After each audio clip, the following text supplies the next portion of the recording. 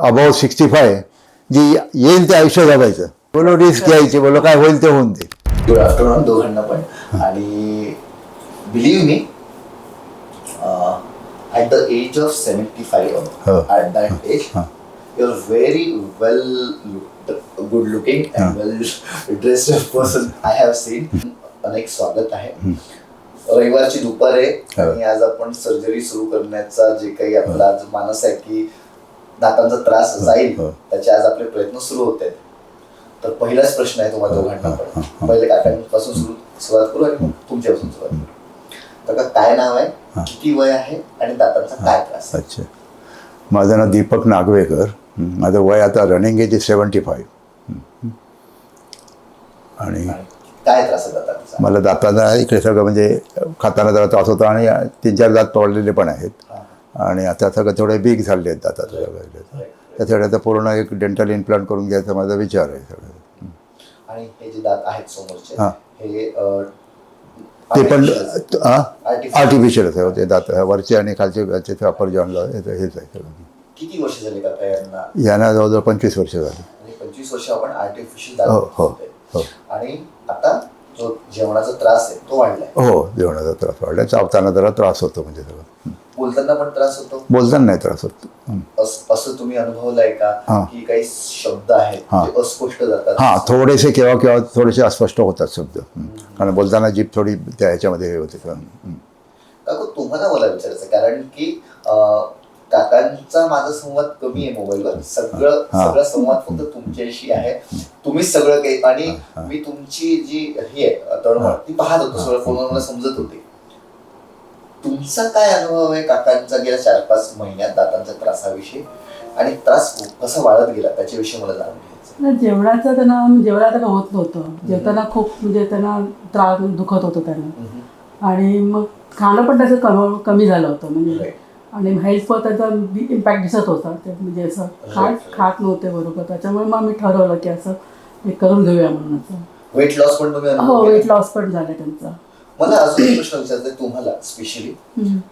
काकांना जेवणाचा त्रास जास्त झाला जेव्हापासून, तर काकांच्या स्वभावामध्ये शिफ्ट झाला, झोपेच्या पॅटर्न मध्ये शिफ्ट झाला, असं काही तुम्ही? हो, झोप थोडी कमी झाली त्यांची. म्हणजे दुखणं वाढलं होतं ना, त्याच्यामुळे थोडंसं झोपेवर इम्पॅक्ट पडलेला त्यांचा. आणि स्वभावामध्ये काही शिफ्ट? स्वभावाने थोडंसं म्हणजे हे काय म्हणतात, चिडचिड थोडीशी व्हायला लागली, थोडंसं व्हायला लागलं थोडंसं त्यांचं. बाकी तसे आपले सहनशील खूप आहेत ते, म्हणजे खूप बेअर करतात. म्हणजे असं म्हणजे त्यांनी खूप म्हणजे मिळतात की मी असते तर मी एवढं करू शकले नसते. त्याने खूप सहन केलंय. शेवटी मग आम्ही निर्णय घेतला करून टाकूया म्हणून. खूप हे केलं आम्ही. मला पहिले तुम्हाला आणि मग काकांना विचारायचं आहे, बिकॉज तुम्ही मुंबईवरून आलायत आणि तुम्ही वर्किंग पण आहात. मला हे विचारायचं आहे की डॉक्टरांची आज पहिल्यांदा तुमची भेट झाली, पण निर्णय सर्जरीचा आधीच झाला. सर्जरीचा निर्णय घरी झाला. सर्जरी काही छोटी नाही, मोठी सर्जरी आहे. एवढी मोठी सर्जरी आपण डॉक्टरांना न भेटता जेव्हा आपण निर्णय घेतो, तर एक घरी डिस्कशन होतं, घरी प्रोसेस होते, घरी एक विचार होतो. काय होतं तो निर्णयापर्यंत आपण कसं पोहोचतो? म्हणजे माझ्यासाठी कौतुकाची आणि अभिमानास्पद बाब आहे की डॉक्टरांना न भेटता सर्जरीचा निर्णय घेतला तुम्ही मुंबईत. असं जर झालं असतं समजा छोट्याशा गावात घेतलं असता, मुंबईत सगळं अवेलेबल असल्यावर पण तुम्ही हा निर्णय घेतला, त्याच्याविषयी मला जाणून घ्यायचं. आम्ही मुंबईमध्ये चौकशी केली होती. त्याने ते एक्सप्लेन करून सांगितलं डॉक्टरांनी. त्याचा आमचा विश्वास बसला. असं म्हणजे की त्यांनी अश्युरन्स दिला आम्हाला की असं काय म्हणजे होईल, असं लवकर होईल आणि व्यवस्थित होईल म्हणून. आणि बाकीचं पण आम्ही करत होतो ना, त्या ठिकाणी पण आम्ही चौकशी केली. आम्ही नुसतं डायरेक्ट आम्ही डिसिजनला पोहोचलो नाही, ह्याला पण आम्हाला बराच वेळ गेला.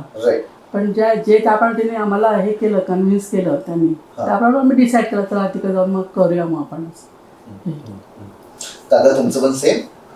तिथे म्हणजे मला सांगितलं म्हणजे ते आधी 2-4 ठिकाणी 3 ते 4 ते 4.5 महिने लागतील या सगळ्या ट्रीटमेंटला. आणि जेव्हा 3 महिन्याचं आपल्या 3 दिवसात जे होतं तेव्हा सांगण्यात थोडं आम्ही बोलला असं तर इथे या शक्यता कमी आहे असतील. पण माझ्या माहितीत अशा 1-2 डॉक्टरने जे माझी जी आधीची ट्रीटमेंट त्यांना विचारलं त्यांनी, पण नंतर मी सगळीकडे हे केली तर बोललो आहे सगळं ह्याच्यामध्ये सर्च करून बोललो असं आहे आणि बोललो ठीक आहे एक करूया आता काय ते घ्या. आणि तुमच्याशी बोलण्यात जरा थोडासा कॉन्फिडन्स पण आला की आहे बोललो चला बरं हे करूया. युट्यूबचे तुम्ही व्हिडिओ पण पाहिले होते. हो युट्यूबचे आमचा व्हिडिओ टाकू नका युट्यूब. मला आता सेकंड प्रश्न जो महत्वाचा प्रश्न आहे जो पहिले तुमच्याकडनं आणि मग काकूंकडून सुरुवात करू. सर्जरीच्या काही अपेक्षा असतात की बाबा मला ना असे दात बसतील, काही मनात शंका असतात, काही नर्वसनेस असते, थोडी भीती पण असते. काय चाललंय आता मनात तुमच्या? नाही मी माझं एक हे आहे की अबाउट 65 जे येईल ते आयुष्य जगायचं, काय होईल ते होऊन दे. म्हणजे माझा एकदम एकदम बिंदासपणा एकदम म्हणजे असं हे आहे की बोलो रिस्क घ्यायची, बोलो काय होईल ते होऊन दे.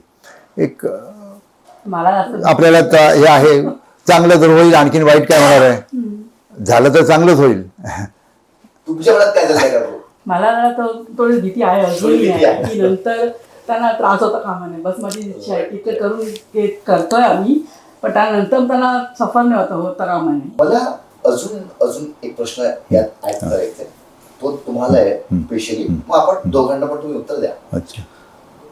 दातांमुळे ना काही गोष्टी थांबलेल्या असतात आपल्या आयुष्यात की बाबा मला ना बाहेर जायचं होतं पण खायला जमत नाही, त्रास होतो मग मी बाहेर जायला थांबवणार, किंवा कोणाला भेटण्याचं आहे, गाणे म्हणणं काय पण काहीतरी असं काय थांबलंय असं आयुष्यात की जे दात सुरू आल्यामुळे माझं ते सुरू होईल असं काय आहे? हां थोडंसं म्हणजे काय दात बीत दुखवत त्यावेळेस जरा बाहेर कुठे जायचं वगैरे थोडंसं आपल्याला टेन्शन होतं, आपल्याला वाटेत परत काय आणखी काय झालं का, काय होईल का, म्हणून ती प्रिकॉशन ते घ्यायचं. पण त्याने सुद्धा काही फरक पडेल की नाही का, जास्ती म्हणजे कधी कधी डेंटल पेन हा एकदम कधी कधी एकदम बेरेबल नसतो एकदम, फार हे असतं सगळं. तर असं वाटायचं बऱ्याच वेळेला म्हणजे काय जास्ती लाँगच्या ह्याच्या ट्रिपिंग हे पण नाही केलं, कॅन्सल पण केलं सगळं.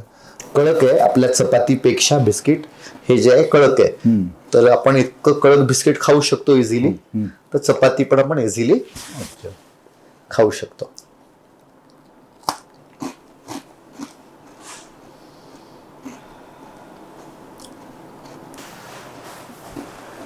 दोन तीन काजू एक सोबत घ्या म्हणजे तुम्हाला लक्षात येईल.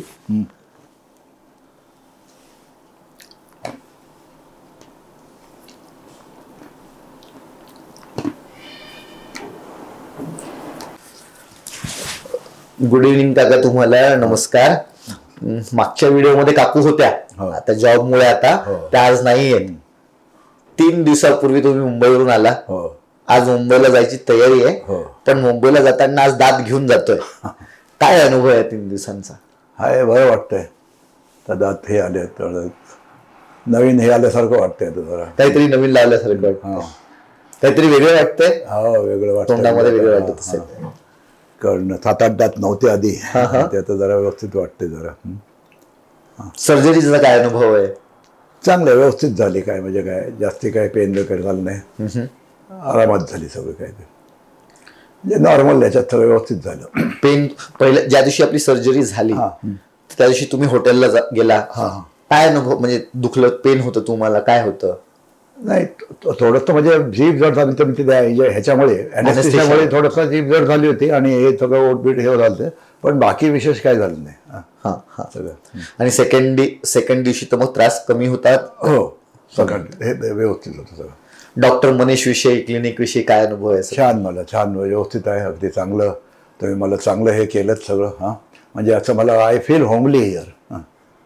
ते प्रयत्न आम्ही नेहमी करतो. मला घरच्यासारखं वाटलं, सगळं आहेत म्हणजे काळजी घेणारे व्यवस्थित आहेत सगळं ह्यांनी सगळ्या दृष्टीने व्यवस्थित मला वाटलं, ते बरं वाटलं.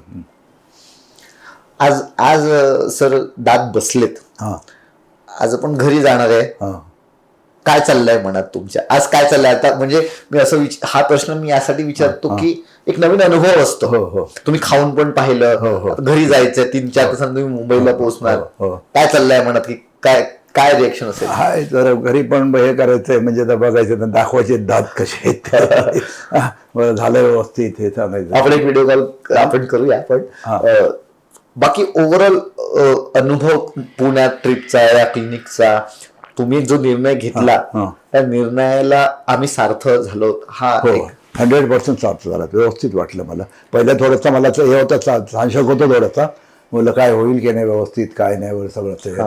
पण नंतर आता इथे बघितल्यावर मला एकदम 100% I am satisfied. Thank you sir, thank you very much.